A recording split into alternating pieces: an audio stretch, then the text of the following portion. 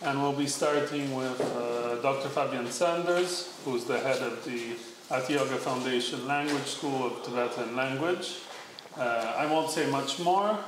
We'll have maybe 5 minutes for questions at the end if anybody online or on site has questions. So without further ado, let's all welcome Professor Sanders. Thank you. Yeah, thank you very much, Jamyang, and thank you very much for having me. I'm actually quite honored to be here, and I was thinking to prepare something for a non-professional audience, but I see now a great percentage of the audience is actually professional. I don't know what the onliners might be, but in any case, please forgive me if you already know these topics that I would like to show. I'm not a professional of, let's say, doxography or catalogation of text, and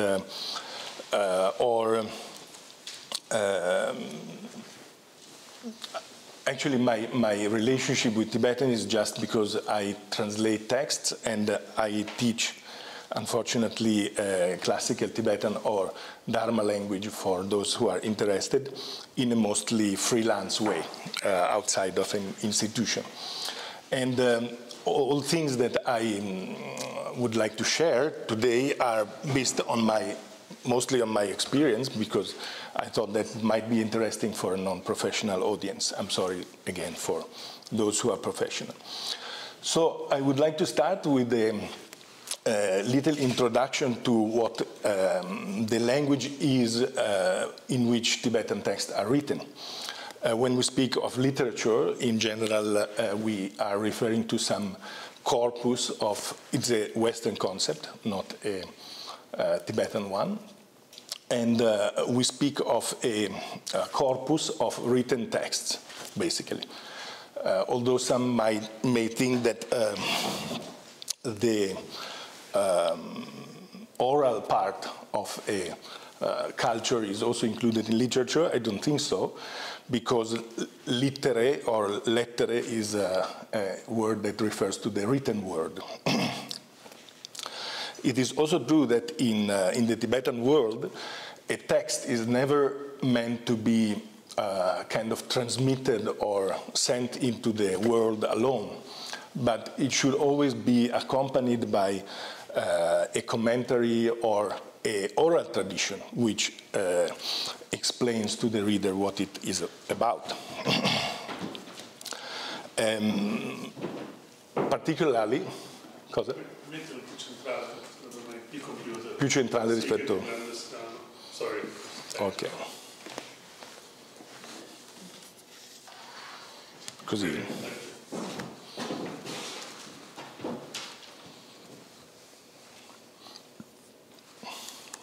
Perfect. Okay. So, generally speaking, the texts are thought and should be accompanied by an oral transmission, something that is considered to be, I think, as far as I understood, conferring the life to the text. The text on paper, written down, is like sort of dead.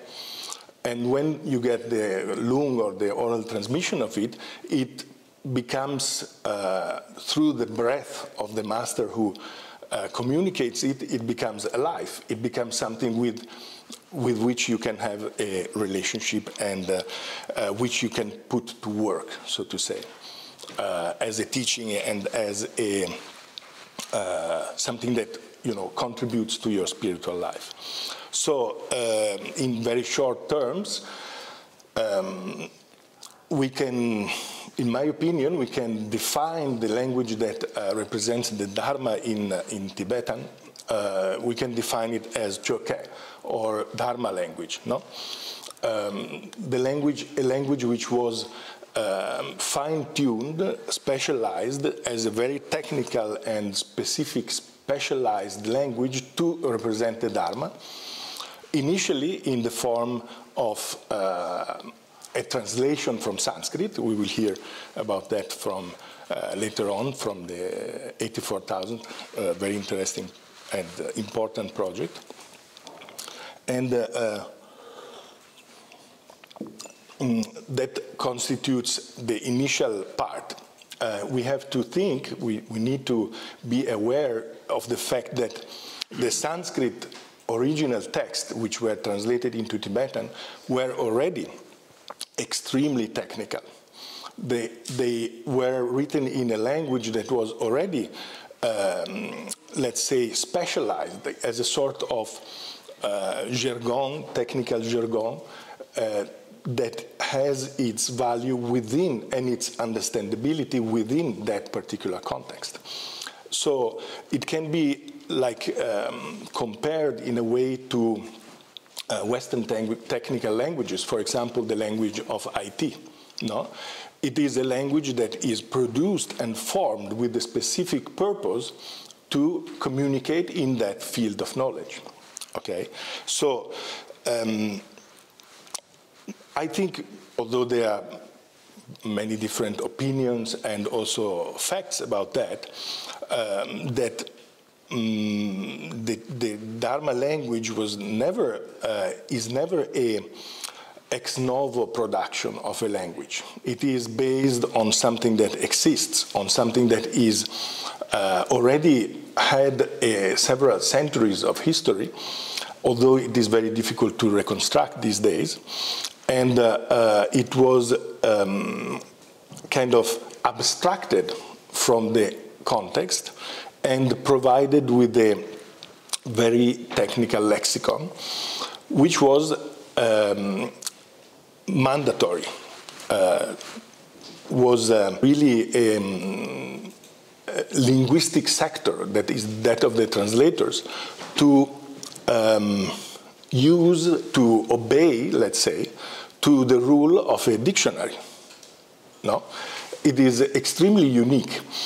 And one of the most important results that that implied is that it took away from the translators much of the responsibility to interpret, to understand the text. No? So, for example, the term dharma, the Sanskrit term dharma, was said to be translated with a lot of variants and so forth, but in general with the word che. No? So dharma means a lot of things. According to Vasubandhu, I think it has 10 main meanings. No? So it can mean the law, it can mean reality, it can mean phenomena, it can mean really practically everything. And by saying that when you find dharma, you translate as che, you make life for translators very much easier, no? Because you do not need to understand which of the many meanings of dharma is that one meant in that context. And by the way, it is not rare that a word can be understood to mean several things within the same context. So if you translate it in one way or another, you exclude all the other possibilities. So that, I think, was a really genius move by the, probably the court translators and panditas and all those who were working on these translations. So another characteristic that resulted from this production, sorry, sometimes the English words do not come to me, from this, can you say, concoction of a new technical jargon, was an extreme, how you say, conservatorism, no? So text do not, that language does not change in a relevant way along the centuries, as is usual for any other language, no? If you look, for example, European language, you try to read, I don't know, Italian composition written in the 12th century, maybe, it's very difficult to understand. It's a language that you can feel has a relationship with your language, but it's really not something that is easy to comprehend, to read, and to appreciate. So Tibetan instead, you can read quite easily if you have a knowledge of that language, a text written these days or like 1,000 years ago. And that produced the result that we cannot really speak about epochs of Tibetan. I don't know if in your experience, you can identify epochs, stylistical epochs in Tibetan literature. But at least one thing that is clear is that it is understandable. No? If you read whatever text in the last millennium, it's more or less clear, no? Unless it's obviously intrinsically too esoteric to be understood. So the literary genres about which I was thinking to share a few ideas, they are mostly parallel, so to say, lines of texts that do not have epochs or like the spirit of the times, as they say, within that, reflected within them. No? They seem to go like in parallel lines, and so they are like more distinguished in that way rather than in temporal categories, as it happens with Western literature. So in general, I thought I never thought much about literary genres in Tibetan literature, but a few years ago I had the opportunity to work in the Marigar Library, which collects the text collection put together and you know, donated to the Marigar Association by Chogyam Namkhai Norbu, the master who founded that institution. And I set off trying to make sense out of the library, to make some, you know, to make it, first of all, available, no? To make it, to shape it in a way in which people who were looking for something were able to find it then. And it may sound obvious, but as many people here know, organization is not something that particularly is shining there. So it was all of chaotic completely, and we decided to divide it also physically, the library, no? And so we had a few genres. We had, for example, Kanjur and Tanjur together. That is no problem. It's a collection. It is divided in terms of its origin, in the sense that it is all mostly translated from Sanskrit. No? So this collection is unified by being identifiable as that. But then problems start to arise, and you have miscellaneous text, you have sumbums, or how you say, opera omnia in you know, collected works, and you have Terma, particularly it's a Nyingmapa-based library. You have Kama, you have Terma, you have Nyingma Gyubum, and so forth. You have a vast variety of texts, and the thought arises that you have to try and classify, no? Try to assign the various texts to not only a category but also a place. No? So, for example, one approach is to use the titles of texts, and to infer what the text might be about, to catalog it and to assign it to a certain genre by that criterion. No? But then Tibetan texts are often do not mention within their title to what they might belong, to what kind of class they might belong. My late friend Elio Guarisco, many years ago, when I was kind of participating to the translation of that book, you can see there, which took several years to translate, the maps of the, what is it called? Maps of this secret map of the body. Yeah, secret map of the body. And that has a very complicated and articulated title. And Elio was saying, I was just a very, very beginner at the time. He said, well, we go through the text now, and then the title we translate last thing. Because you only understand what the title is, in that particular case even more than others, when you know what the text is about. Or in other cases, for example, another text which I would like to publish soon is the Kabab Dünden by Taranata. It's called the Seven Lineage Transmission or something like that, Sevenfold Lineage Transition Traditions. It is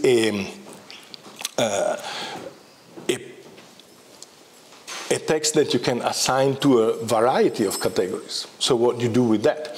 It is a text that could be Chöjung, so history of the Dharma, because it contains the lineages of transmission of several tantric traditions that came into Tibet from India, in particular their Indian part. It is in Namtar because it is basically a collection of biographies. And also it can be a number of other, put into a number of other categories very well. So in the end, while working in that library, we thought we continued moving text around here and there, and then we lost track what was where and so forth. So in the end, the decision was not to divide things also by a physical way, but just cataloging the text and then having a note where it is, and it doesn't need to be in the vicinity of similar texts. That is a good thing about informatics in that way. And so title, for example, was one criterion.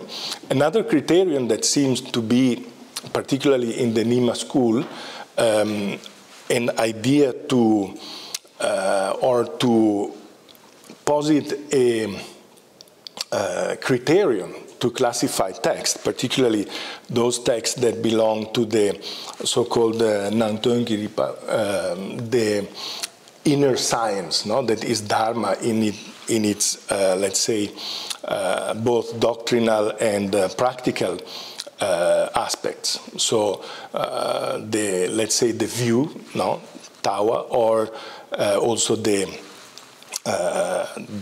practice, no, the actual meditation and practice and so forth, was to use somehow I think other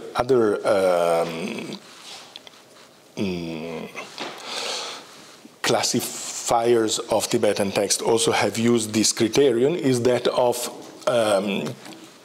putting them according to the 9 vehicles of the old school, of the Nyima school. No? Traditionally, the old translation school divides the Dharma into 9 vehicles. No? And to use that as a criterion for dividing text is, first of all, partial. You cannot, there are many texts that do not fit under that category.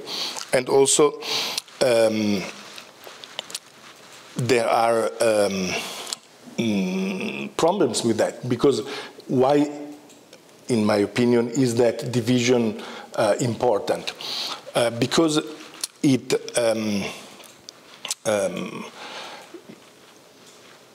provides a framework of interpretation of text.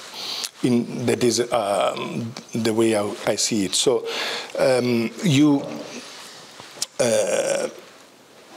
it enables you to adopt a particular point of view when looking at text.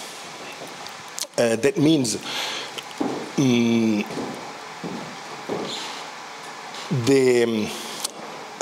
vehicle, let's say outer tantras or inner tantras or Mahayoga, Anuyoga, and Ati Yoga, for example, what you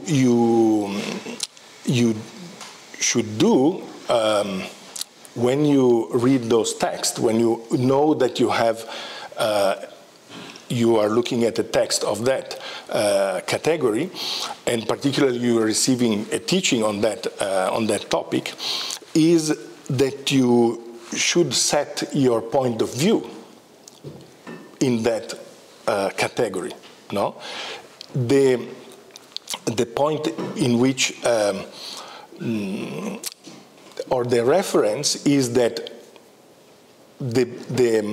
how do you say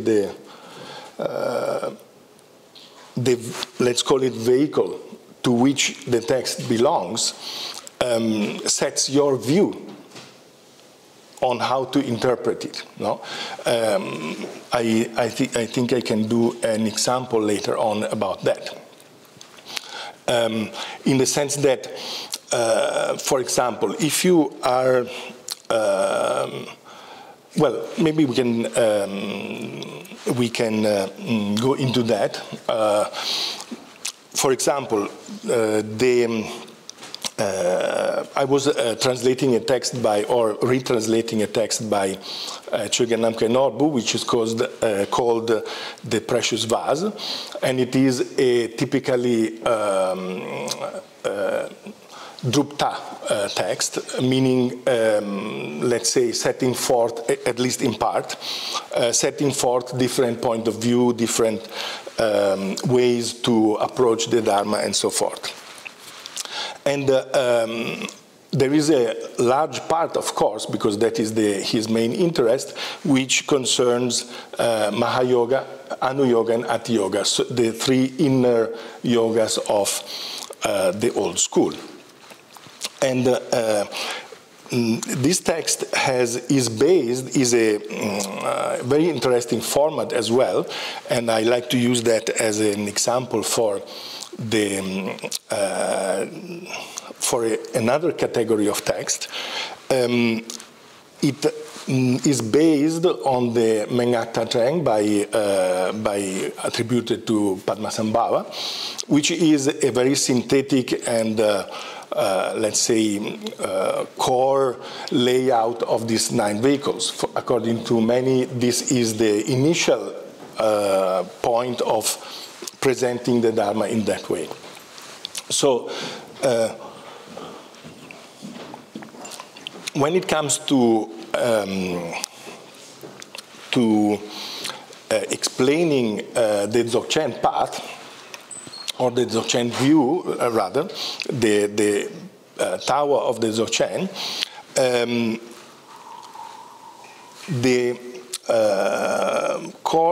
root text of the Mengatta Tsering is quoted and then explained by means of a number of commentaries of the text itself. So, Good Padmasambhava explains the Dzogchen view, let's say, starting with the very lapidario, come si dice?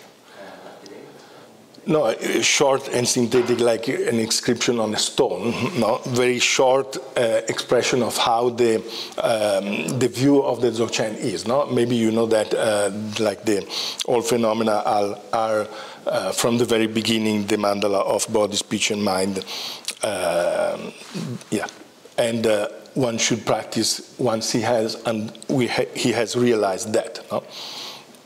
And all the commentaries elaborate in a very technical and articulated way, proposing also like, how to say, stages, we could nearly say, of a path. But obviously that seems to be very much not Dzogchen, in which the approach to to realization is not gradual. There is no path to travel. There is no action to be made, no effort to be made. And particularly, obviously, that is a way of presenting things. But in the end, the way how this is presented is, or is explained. Sorry, I sort of lost my my track.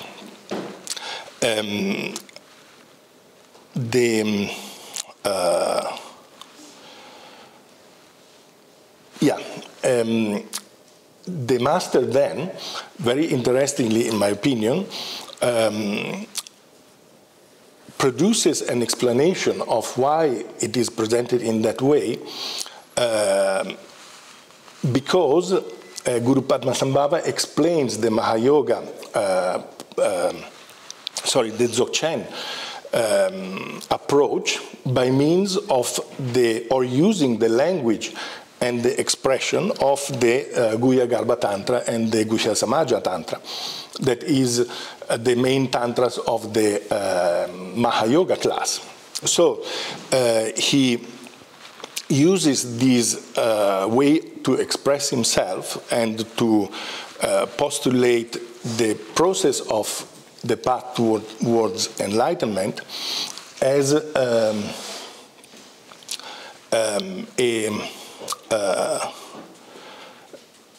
looking at things from that perspective. So what it does is to set your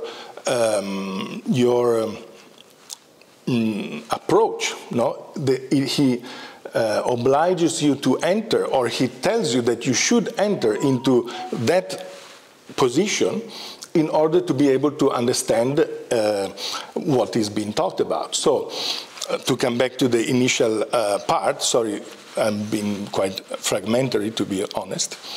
To come back to the initial idea of using the 9 vehicles as a criterion to classify genres is insufficient, let's say, because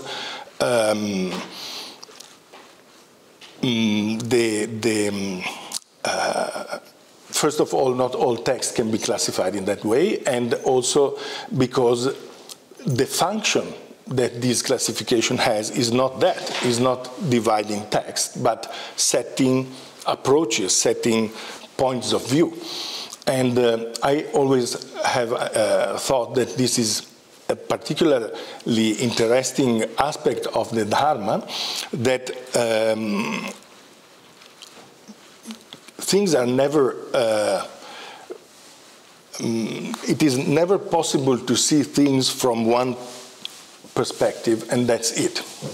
And that's the only one, no? It is always possible to shift one's own perspective, one's own view, one's own point of view, to look at the same phenomenon, let's say. So, a thing is true, let's say, when you look at it from a certain perspective, but it is also true when you look at it from another perspective, coming to completely different results, if you like. Because in some way, it is always obvious that consideration about the relative can never be absolute. No?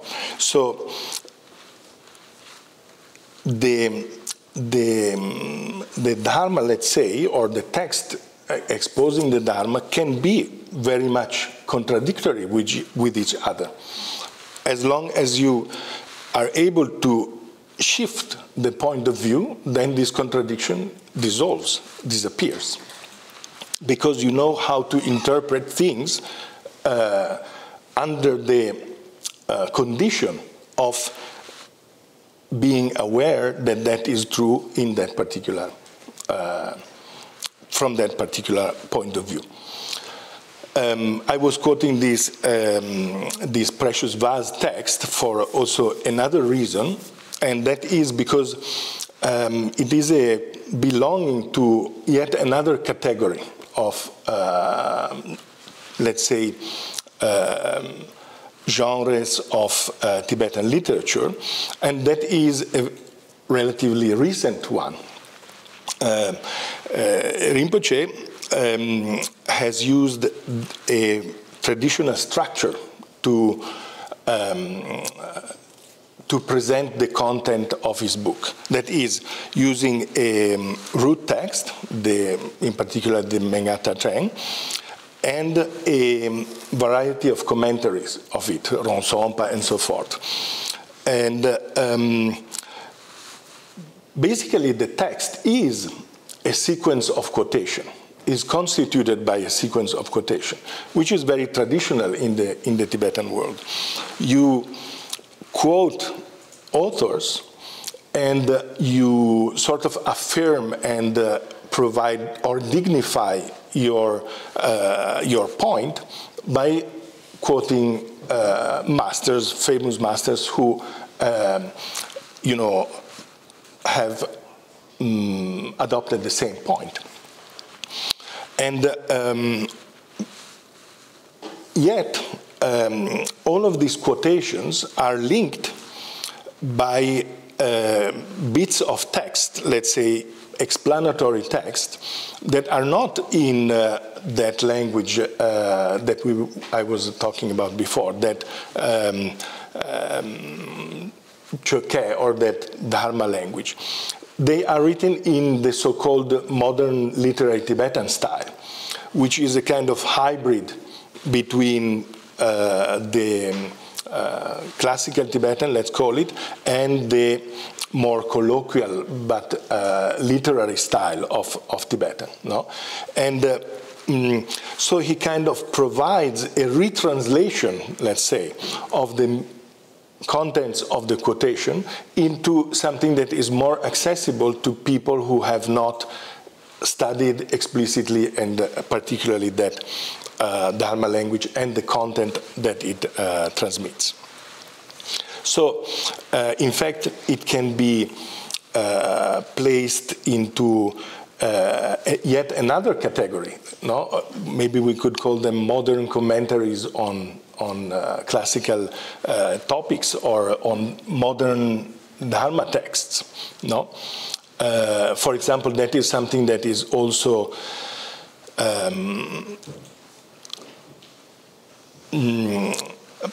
coming, you know, in different ways to light in other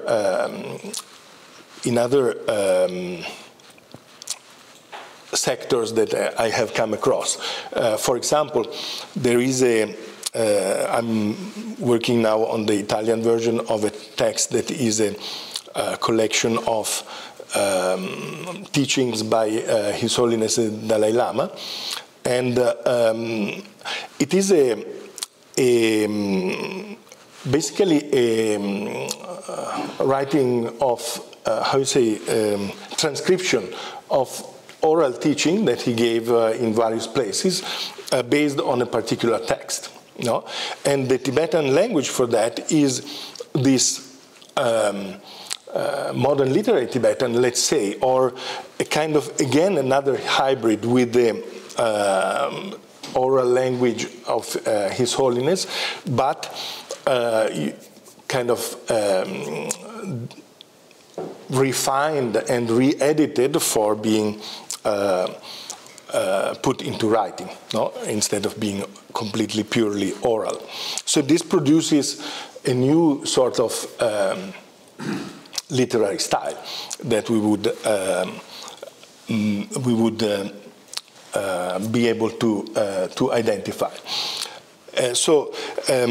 Although in the bulk, let's say, of Tibetan literature, there is not much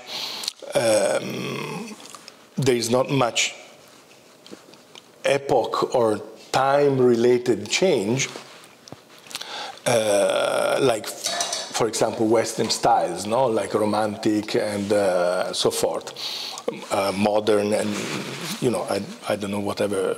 There are many probably. There is now these days a tendency to produce this kind of new, a little bit language that is less written by very highly erudite and realized lamas for other highly realized lamas. No, generally speaking, the Chökyi has this characteristic, intrinsic characteristic. It is written by enormously competent people who have also an experiential knowledge of what they are talking about for their peers. No, and I believe everyone is aware of that. And it makes it, it requires a lot of study and effort to be understood correctly. So this style is a little bit kind of going towards a sort of popularization of this text, make it available to also in the written form to people who are less highly educated. By the way, these texts were written by highly educated lama for other lamas who were supposed to then teach it to the people according to their respective qualities and possibilities. No? So a lama uses the text as the base and explains that and makes it available for more a wider audience, no? In order that they can profit from them and progress to the path of enlightenment.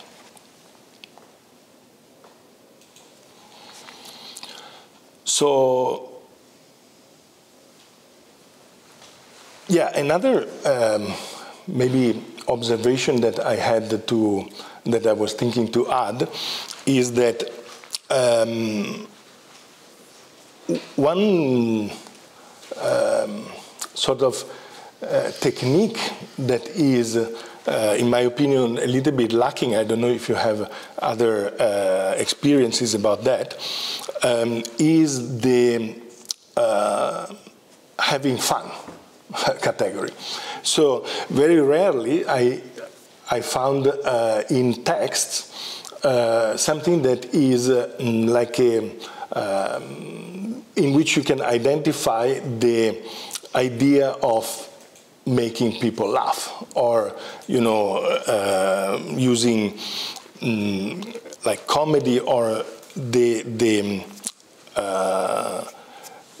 emotion of, how you say, divertimento, joy, not joy, but fun, no? Making fun within this text.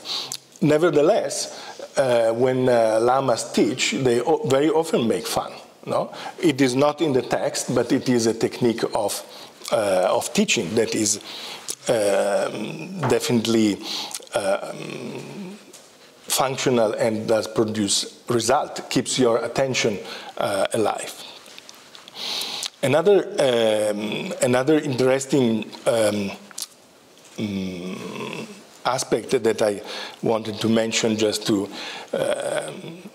to give a anecdotal, let's say, something like that. Sorry, my English is failing me. Is that I have, due to my job, been in translating many biographies of masters. No? And I was mentioning the Kabab Dünden earlier. I worked with some students who wanted to translate the 84 Mahasiddha biographies, which is a text translated from Sanskrit. But, for example, in the Kabab Dünden, in this text by Taranatha, he says, you know, this Lopern, this Acharya, this master, was born in this family, he did this and that and so forth.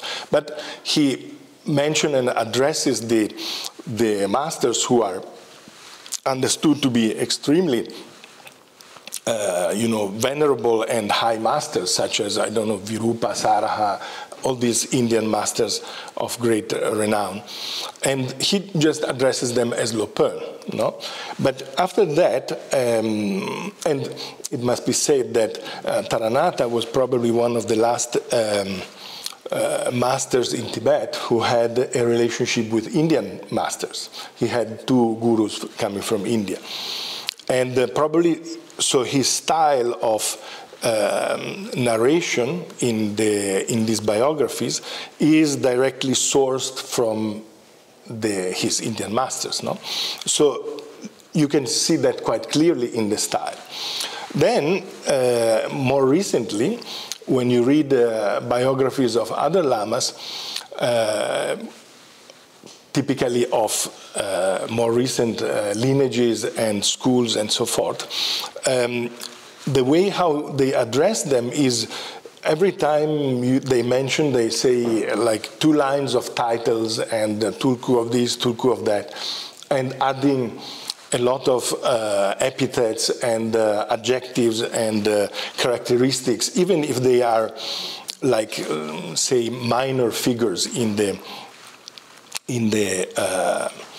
lineage itself. So that I think is a very much telling characteristic of more recent times. No?